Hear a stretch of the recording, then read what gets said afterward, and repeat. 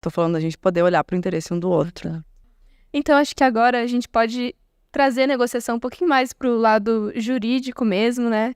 E falar da importância da negociação na formação dos profissionais da área jurídica. Eu acho que é muito importante fazer essa conexão, ainda mais pelo podcast ser sobre uma universidade de direito, né? Então, Bem, a negociação, apesar de ser algo natural e que faz parte da nossa vida e que a gente quase que intuitivamente negocia, é também uma competência.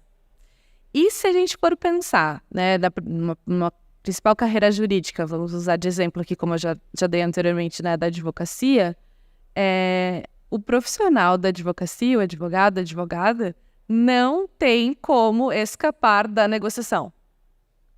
Não tem. Então, assim, essa é uma competência que precisa ser desenvolvida porque, isso vai ser um diferencial na sua atuação, até mesmo pelo fator tempo, eventualmente, que pode ser justamente algo que seja uma vantagem a ser considerada para a resolução de conflito, mas é a negociação enquanto competência na relação com o cliente, como eu falava, e também na forma com a qual a situação que o cliente está vivendo vai ser resolvida. Então, e por que não tem como fugir, né? Porque foi como a gente estava conversando anteriormente. Indo pelo caminho da autocomposição ou da heterocomposição, nós, advogados, temos que estar sempre preparados para uma possível negociação, uma possível, eventualmente, uma oportunidade de se chegar num acordo. Até mesmo num processo judicial, né? Como que eu vou para uma audiência, né, enquanto advogada, em que exista a possibilidade de fazer um acordo sem estar preparada para isso?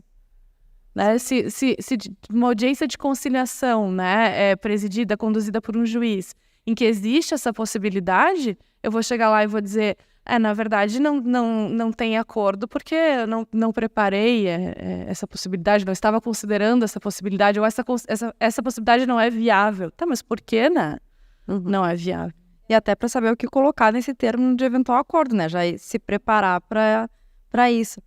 E eu acho que uma coisa legal na formação é que a gente mudou muito, né? Nós éramos, quando eu fiz o curso de graduação em Direito, era um profissional que foi formado para o litígio, para o processo.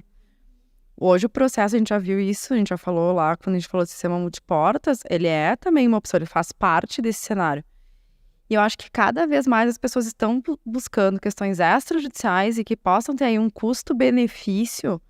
E aí, quando eu falo de custo-benefício, eu tô falando disso que a gente falou de custo. Tempo, custo financeiro, etc, etc. Vários cenários. E além disso, o advogado, de colocar no papel do advogado, o advogado tem que negociar os seus honorários. O empresário lá, o cara que quer contratar um serviço, vai ter que negociar a prestação de como aquele serviço vai ser realizado. O preço, de como é que vai ser pago, em que momento isso vai ser pago. Quando eu vou estabelecer um contrato, uma relação de consumo, uma relação de fornecimento de bens, produtos, serviços, etc. Eu também tenho que pensar de como eu vou negociar com aquele meu fornecedor, ou com o meu cliente, ou como é que vai ser isso, para que eu possa atingir o melhor resultado possível para o meu negócio também. Assim como a gente pensa também nesse espaço. Então, o advogado, ele sentou com o cliente e tem que negociar honorários. Ele já começa por aí o seu processo de negociação. E ao longo do processo, então, se não tem num primeiro momento, ao longo isso pode acontecer. É até ir negociando coisas, tipo, coisas pontuais do dia a dia, assim, né, da advocacia.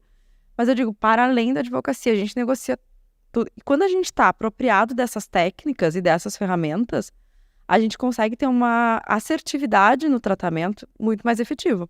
A gente consegue trazer para isso tudo um desenvolvimento de habilidades e competências. E eu acho que hoje o aluno do curso de Direito tem um privilégio, principalmente com a mudança das diretrizes, enfim, né, do MEC. A gente olha que hoje é uma preocupação. Então, a gente já está olhando aí que no futuro a gente vai ter um profissional diferenciado no mercado. Perfeito.